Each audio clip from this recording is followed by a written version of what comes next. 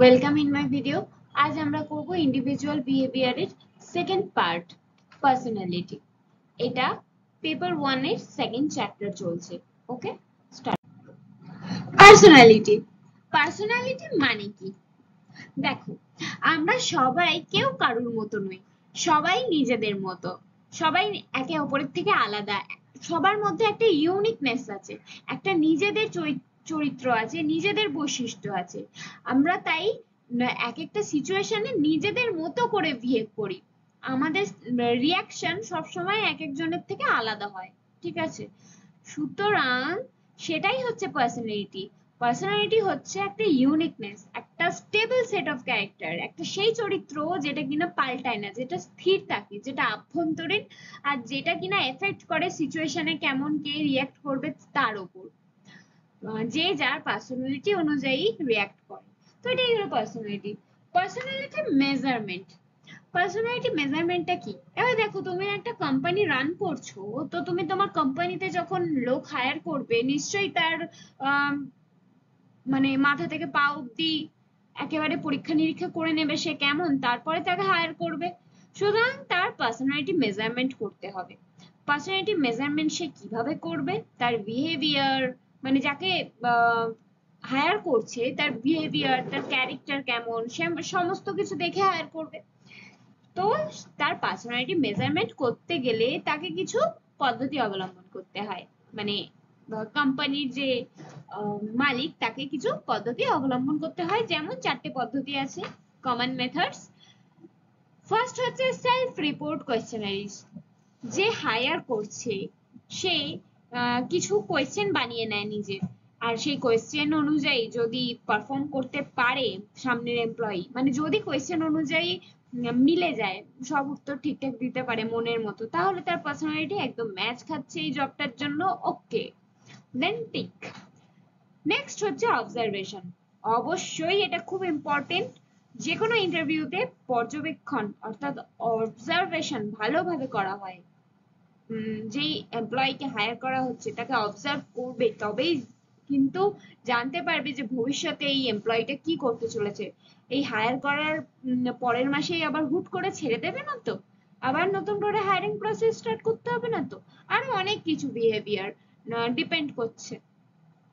আর পদ্ধতি হচ্ছে কি, প্রজেক্টিভ টেস্ট, অর্থাৎ কিছু প্রজেক্টিভ টেস্ট সেট করা থাকে, সেগুলোতেও যদি পাস করতে পারে দেন ওকে, টিক মার্ক। নেক্সট হচ্ছে ইন্টারভিউস। অবভিয়াসলি খুব ইম্পর্টেন্ট আর খুব পপুলার মেথড পার্সোনালিটি মেজারমেন্টের ইন্টারভিউ। আমরা সবাই ফেস করে থাকি আর করব। যেটা কিনা স্ট্রাকচার থাকে অথবা আনস্ট্রাকচার থাকে, ডিসকাশন করে নিজেদের মধ্যে। দেন মানে এমপ্লয়ি আর যে হায়ার করছে উনি, তাদের মধ্যে যে ডিসকাশন হয় সেই অনুযায়ী কোম্পানির মালিক ডিসাইড করে যে তার ব্যক্তিত্ব এই জবটার জন্য, তার পার্সোনালিটি এই জবটার জন্য পারফেক্ট কি না। ঠিক আছে, এইভাবেই পার্সোনালিটি মেজারমেন্ট করা হয়। Determinants of personality. পার্সোনালিটি কি কি উপাদান আছে? দেখো, কিছু উপাদান আছে যেগুলো কিনা মানুষের পার্সোনালিটিকে চেঞ্জ করে দিতে পারে। ঠিক আছে, সেই অনুযায়ী মানুষের পার্সোনালিটি ডেভেলপ হয় বা চেঞ্জ হয়। সেই সমস্ত উপাদানগুলোর মধ্যে প্রথম উপাদান হচ্ছে হেরিডিটি, অর্থাৎ কিছু পার্সোনালিটি আমরা জন্মগত বাবা মার কাছ থেকে পেয়ে থাকি, জিনগত। যেমন ইন্টেলিজেন্স হতে পারে, এনার্জি লেভেল হতে পারে, কেউ শান্ত, কেউ খুব দুরন্ত, এগুলো জন্মগত পাওয়া আমাদের পার্সোনালিটি। আবার কিছু পার্সোনালিটি সিচুয়েশন বেস হয়, যেমন সিচুয়েশন সেই অনুযায়ী পার্সোনালিটি চেঞ্জ হয়ে যেতে পারে। অফিসে একরকম পার্সোনালিটি লক্ষ্য করা যায়, আবার বাড়িতে একরকম। তো সিচুয়েশন বেস পার্সোনালিটি ডেভেলপমেন্ট হয়, এটাও একটা উপাদান যেটা কিনা পার্সোনালিটিকে একদম এফেক্ট করে। ঠিক আছে, আরো দুটো উপাদান আছে, কি কি চলো। থার্ড পয়েন্ট হলো এনভায়রনমেন্ট। দেখো, পরিবেশ। পরিবেশ কিভাবে একজনের পার্সোনালিটি ডেভেলপমেন্ট করতে পারে?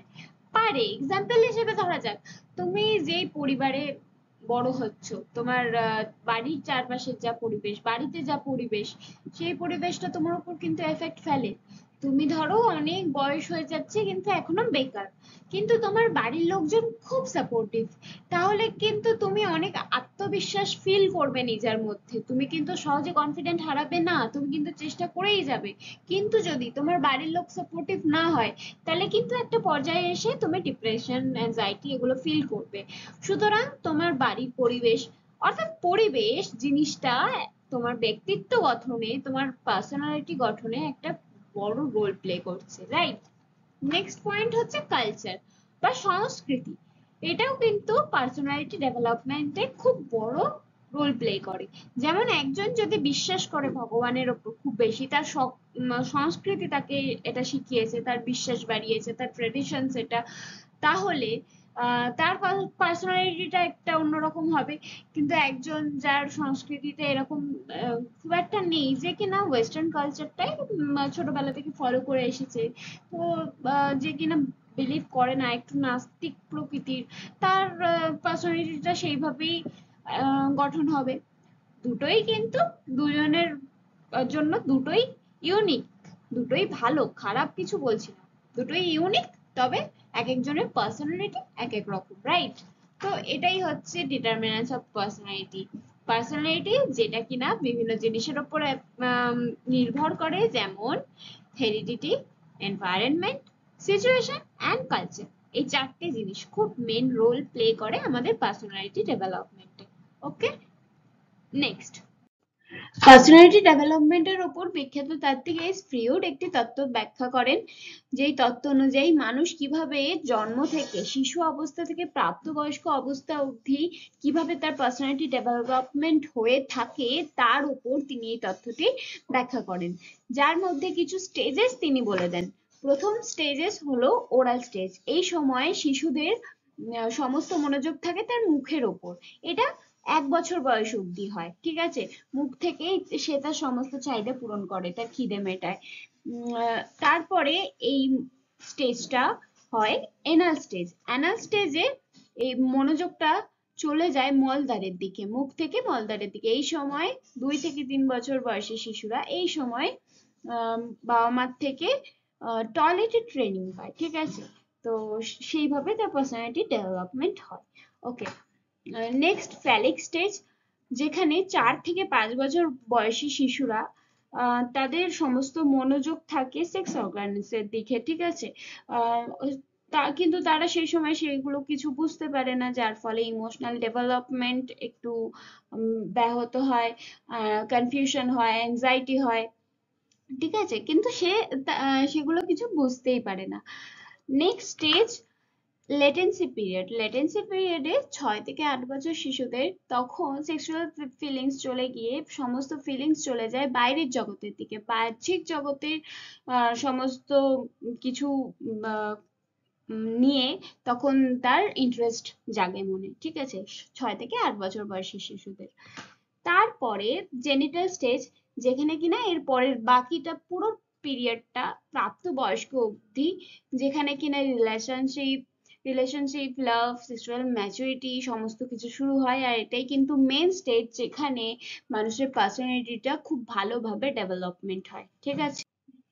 স্টাডি অফ এস ফ্রয়েড তার সমস্ত স্টেজেস যেভাবে ব্যাখ্যা করেছেন, তার উপর ভিত্তি করে আমি একটা পিকচার গুগল থেকে ডাউনলোড করেছি। দেখো, এটা বুঝতে তোমাদের সুবিধা হবে। প্রথমে ওরাল স্টেজ, যেখানে কি হচ্ছে বলেছিলাম, অ্যানাল স্টেজ, দেন ফ্যালিক স্টেজ, দেন লেটেন্ট স্টেজ, দেন জেনিটাল স্টেজ।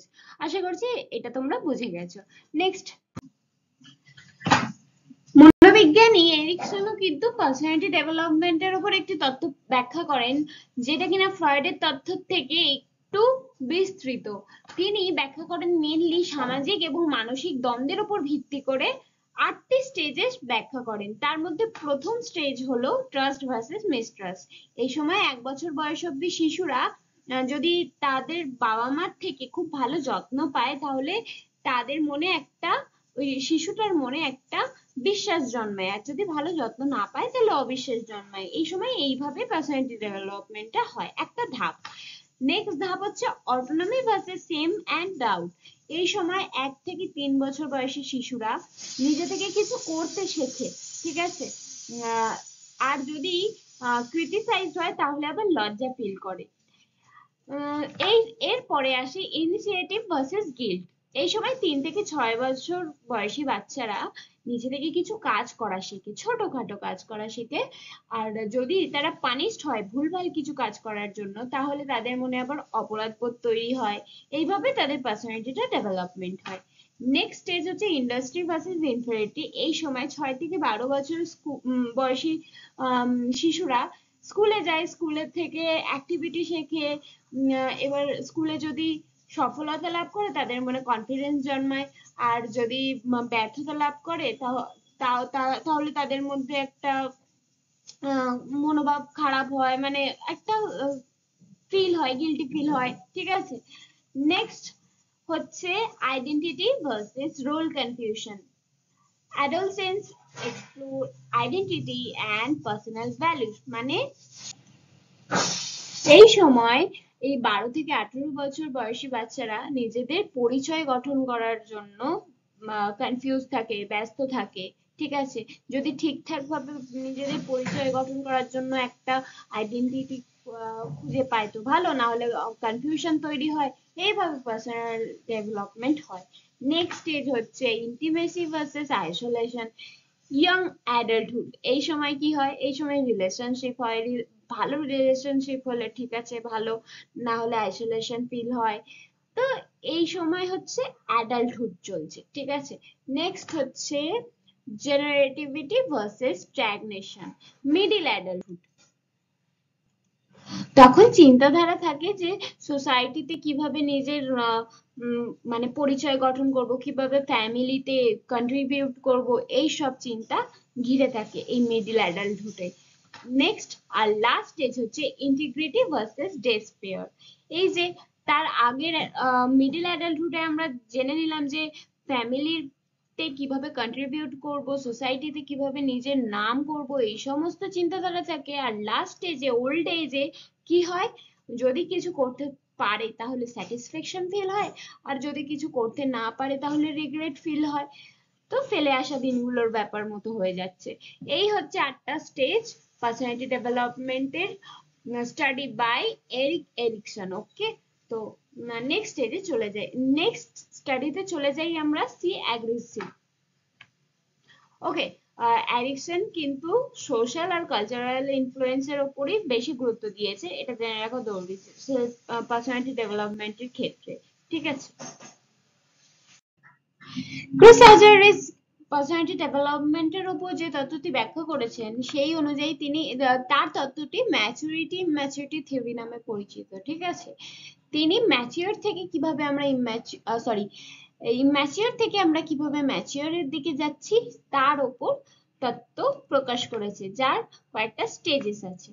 যেমন প্রথমে ইম্যাচুরিটি ক্যারেক্টারিস্টিক থেকে আমরা ম্যাচুরিটি ক্যারেক্টারিস্টিকের দিকে যাচ্ছি, ঠিক আছে। প্রথমে কেমন থাকছি, প্রথমে আমরা প্যাসিভ থাকছি, দেন অ্যাক্টিভ হচ্ছি, মানে আমাদের গঠনটা ঠিকঠাক হচ্ছে।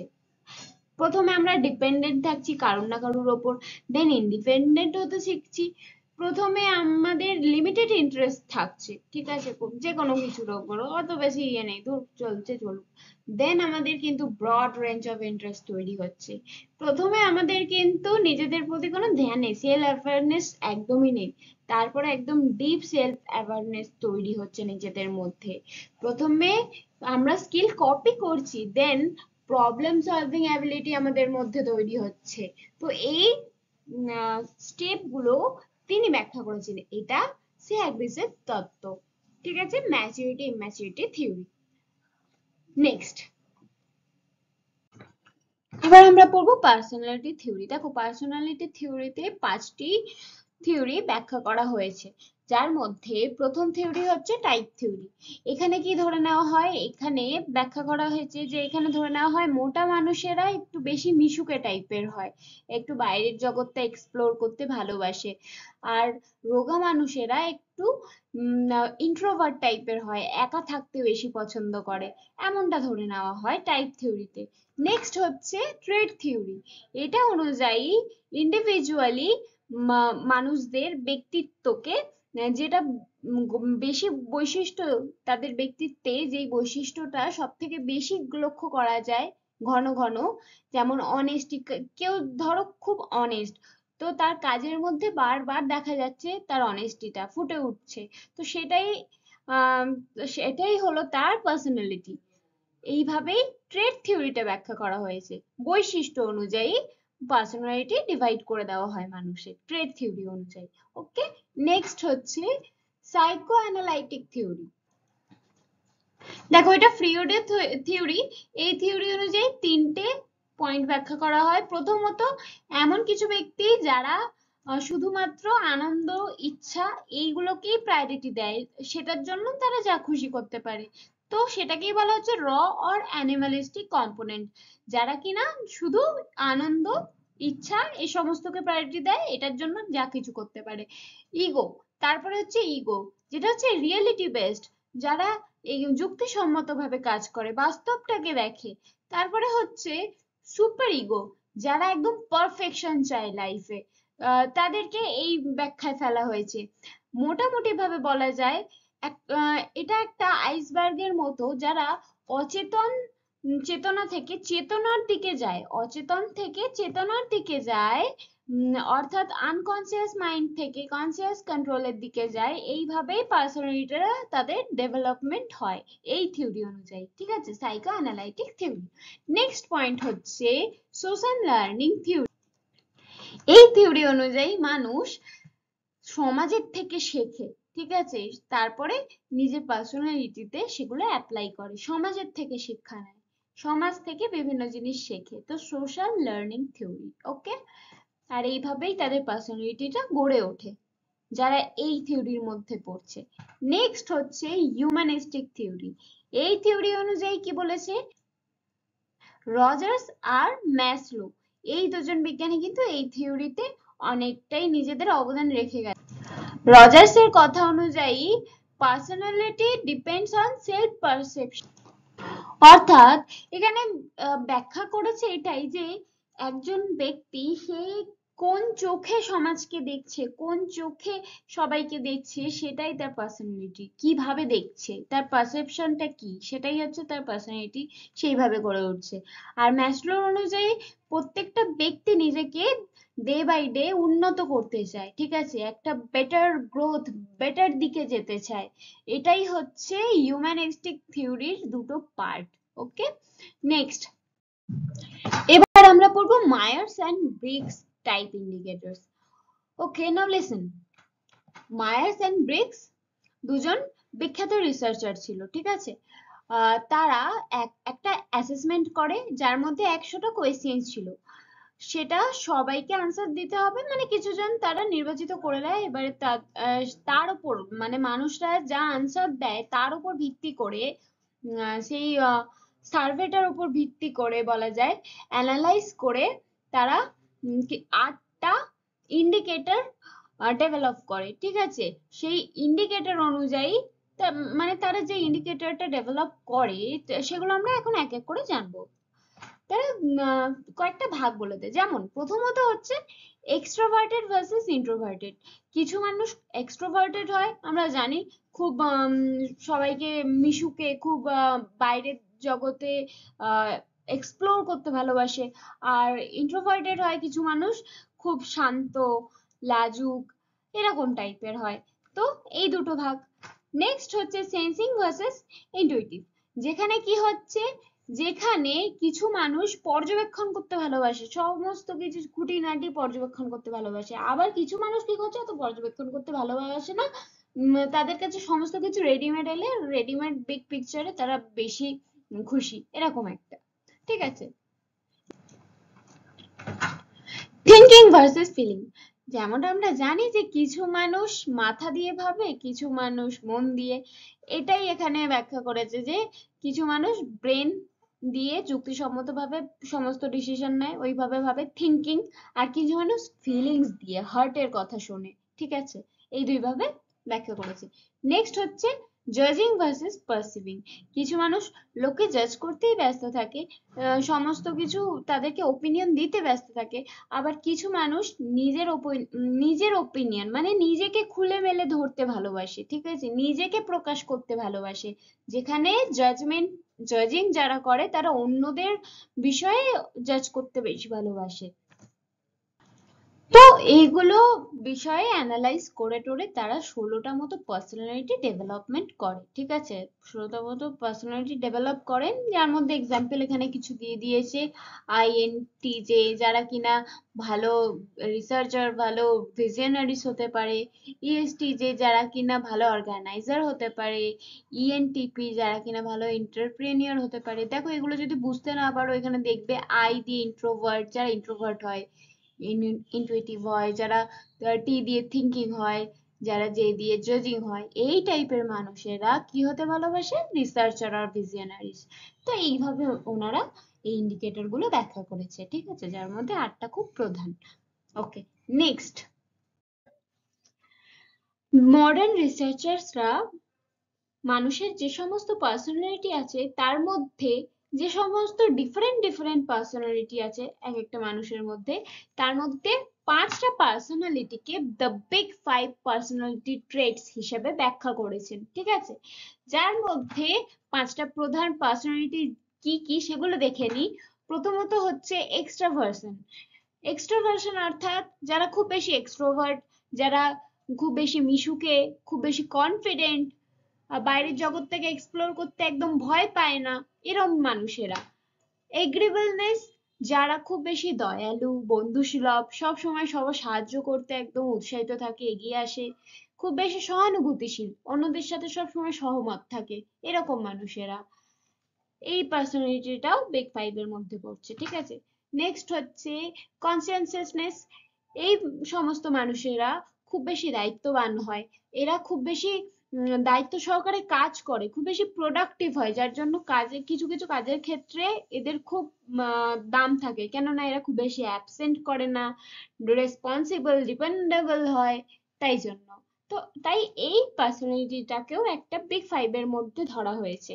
নেক্সট হচ্ছে ইমোশনাল স্টেবিলিটি, অর্থাৎ সেই সমস্ত মানুষেরা যারা কিন্তু সবকিছু ব্যালেন্স করে চলতে পারে, সহজে সব বিষয়ে কেঁদেও ফেলে না, সব বিষয়ে অনেক বেশি আনন্দিতও হয়ে যায় না, নিজের আবেগকে কন্ট্রোল করতে পারে, সেই সমস্ত মানুষেরা যারা নিজের ইমোশনকে কন্ট্রোল করতে পারে, একটা স্টেবল করতে পারে, ঠিক আছে, সবকিছু ভালো করে হ্যান্ডেল করতে পারে। আর লাস্ট হচ্ছে ওপেননেস টু এক্সপিরিয়েন্স, সেই সমস্ত মানুষেরা যারা সময়ের সাথে পরিবর্তনশীল পরিবেশের সাথে খাপ খাইয়ে নিতে পারে ইজিলি, ঠিক আছে, খুব কিউরিয়াস হয়, ওপেন মাইন্ডেড হয়, ফ্লেক্সিবল হয়, যারা কিনা সবকিছুকে ইজিলি অ্যাকসেপ্ট করে নেয়, যাই সিচুয়েশন আসুক না কেন। তো এই 5টি পার্সোনালিটিকে দ্য বিগ 5 পার্সোনালিটি ট্রেটস এর মধ্যে ধরা হয়েছে। নেক্সট, এবারে আমরা দেখে নেব কিছু আদার রেলেভেন্ট পার্সোনালিটি ট্রেটস, আরো কিছু পার্সোনালিটি, যেখানে প্রথমে কোর সেলফ এভালুয়েশন। এখানে দু ধরনের ব্যক্তিত্ব দেখা যায়। প্রথম ব্যক্তিত্ব যারা কিনা নিজেদের উপর বিশ্বাস রাখে, তারা নিজেদের ফিউচার মনে করেন আমাদের ফিউচার আমাদেরই হাতে, আর তাই জন্য তারা সেই দিকেই চেষ্টা করে। আর দ্বিতীয় ধরনের ব্যক্তিত্ব এর মধ্যে দেখা যায় যারা একটু নেগেটিভ টাইপ হয়, যারা মনে করে ভাগ্যে যা আছে তাই হবে, তাই তারা কোনো কিছু গোল সেট করে না আর তার পেছনে দৌড়ায়ও না, মানে কোনো কিছু মেহনত সেইভাবে করে না, তারা মনে করে ভাগ্যে যা আছে তাই হবে। আর হচ্ছে নেক্সট হচ্ছে সেলফ মনিটরিং, ঠিক আছে, এইটাও এক ধরনের পার্সোনালিটি, যেখানে কিনা কিছু মানুষ হয় যারা নিজেদের পার্সোনালিটি গিরগিটির মতো চেঞ্জ করে নেয় সিচুয়েশন বেসে, ঠিক আছে, সিচুয়েশন যেমন সিচুয়েশন হবে তেমন সেই রকম ভাবে পার্সোনালিটি চেঞ্জ করে নেয়। তাদের কাজের জায়গায় পার্সোনালিটি একরকম, আবার প্রাইভেট লাইফে পার্সোনালিটি একরকম, তারা খুব বেশি জীবনে সন্তুষ্ট থাকতে পারে না। আর এক ধরনের পার্সোনালিটি দেখতে পাওয়া যায় ম্যাকিয়াভেলিয়ানিজম। এরা অতিরিক্ত বাস্তববাদী হয়, এরা মনে করে যে একটা জীবনে উদ্দেশ্য যেটা যদি পাওয়ার হয়, সেই উদ্দেশ্যটা পাওয়ার জন্য যা কিছু করা যেতে পারে, মিথ্যের আশ্রয় নেওয়া যেতে পারে, অনৈতিক কাজকর্ম করা যেতে পারে, যা খুশি করা যেতে পারে, শুধু উদ্দেশ্যটা সফল করাটাই তাদের মেন উদ্দেশ্য থাকে। এই সমস্ত ব্যক্তিদের ক্ষেত্রে কি হয়, শর্ট টার্মে তাদের একটু সাকসেস পাওয়া গেলেও লং টার্মে কিন্তু তারা জীবনে ব্যাহত হয়, ঠিক আছে, ব্যর্থ হয়। যাই হোক, নেক্সট হচ্ছে আরেক ধরনের পার্সোনালিটি নার্সিসিজম। এইটা একজনের নামানুসারে রাখা হয়েছে, যেখানে কিনা একটা মানুষ ছিল যে নিজেরই প্রতিচ্ছবির প্রেমে পড়েছিল, সেই তারই নামানুসারে এই বৈশিষ্ট্যটা রাখা হয়েছে। এই ধরনের মানুষেরা নিজের প্রতি অতিরিক্ত কনফিডেন্ট থাকে, আর তারা অন্যদের মানুষই মনে করে না, মানে এমন একটা বিহেভ করে, তারা অন্যদের বেশি সহ্য করতে পারে না, বেশি ভালোবাসতে পারে না, মেনে নিতে পারে না, তারা নিজেদেরকেই সর্বসর্বা মনে করে। এই ধরনের মানুষেরা কিন্তু বসেদের কাছে খুব বেশি পারফরমেন্স রেটিংস পায় না, তাদের ইগোইস্টিক বিহেভিয়ারের জন্য। আর লাস্ট আর একটা জেনে নিই, type A type B personality behaviour. Type A personality কারা? যারা সময়ের পেছনে দৌড়ায়, ঠিক আছে, তারা খুব স্ট্রেসে থাকে সব সময়, সব একসাথে অনেক কাজ শুরু করে, এদিকে কোনো কাজই ঠিক মতো শেষ করতে পারে না, তারা খুব বেশি লাইফে সাফার করে।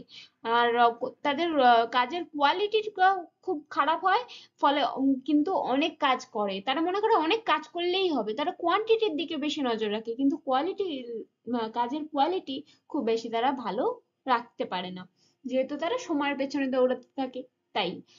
আর টাইপ বি টাইপ ব্যক্তিরা কি হয়, বি টাইপ ব্যক্তিত্বরা আহ, মানে সময়ের পেছনে দৌড়ায় না, তারা লাইফটাকে এনজয় করে, তারা ফ্রি টাইমে মজা করে, তাই জন্য তারা জেতার জন্য খেলে না, তারা খেলে মজার জন্য, এরকম একটা ব্যাপার, তারা কাজ করে মজার জন্য, তাই তাদের জীবনে স্ট্রেস লেভেলও কম থাকে, তারা জীবনে সন্তুষ্ট থাকে। এই কয়েক ধরনের পার্সোনালিটি যা ইম্পর্টেন্ট ছিল আমি পড়িয়ে দিলাম।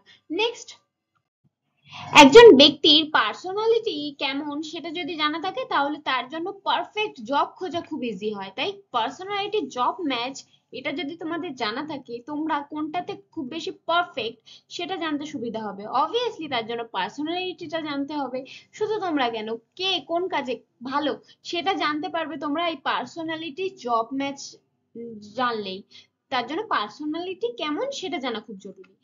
এখানে চার্ট দিয়ে দেওয়া হলো, যেমন এখানে দেখো দেওয়া আছে রিয়েলিস্টিক মানুষেরা ফার্মিং, মেকানিক, ওয়েল্ডিং এইসবে খুব বেশি পটু হতে পারে। কনভেনশনাল মানুষ যারা যারা খুব বেশি রুটিন পছন্দ করে, ট্রেডিশনাল পছন্দ করে, তারা অ্যাকাউন্টিং, ফিনান্স, কর্পোরেট ম্যানেজমেন্ট এইসব জব রোলে যেতে পারে। যারা ইনভেস্টিগেটিভ, অ্যানালাইটিক, কিউরিয়াস এরকম টাইপ মানুষ, তারা বায়োলজি, ম্যাথ, মার্কেট রিসার্চ এই সমস্ত জব রোলে ভালো নিজের পারফরমেন্স দিতে পারবে। যারা এন্টারপ্রাইজিং, অ্যাসার্টিভ, লিডার লাইক, মানে খুব বেশি এক্সট্রোভার্ট, তারা ল, পাবলিক রিলেশনস, এন্টারপ্রেনিয়রশিপ এই সমস্ত জব রোলে পারফেক্ট। যারা সোশ্যাল, হেল্পিং, পোলাইট, ডিপেন্ডেবল, তারা টিচার, টিচারি লাইন, তারপরে সোশ্যাল ওয়ার্ক, কাউন্সেলিং এই সমস্ত লাইনে তারা খুব বেশি নিজেদের আধিপত্য বিস্তার করতে পারবে। তা তারপরে লাস্ট হচ্ছে আর্টিস্টিক, যারা ক্রিয়েটিভ, ইমাজিনেটিভ, তারা কি art, music, painting, interior decoration এই সমস্ত জব রোল তাদের জন্য একদম পারফেক্ট জব ম্যাচ। ঠিক আছে, তাহলে এই যে জব ম্যাচটা, পার্সোনালিটি জব ম্যাচটা দেখলে এটা কিন্তু তোমরা নিজেদের জীবনেও কাজে লাগাতে পারো। ওকে, তো আমার পার্সোনালিটি চ্যাপ্টারটা, সাব চ্যাপ্টার পড়ানো এখানেই শেষ হলো। নেক্সট আমি অ্যাটিটিউড, জব স্যাটিসফ্যাকশন এগুলো পড়িয়ে সেকেন্ড চ্যাপ্টার শেষ করে দেবো। আমার পুরো ভিডিওটা দেখার জন্য অনেক অনেক ধন্যবাদ। আবার দেখা হবে নেক্সট ভিডিওতে। Till then tata.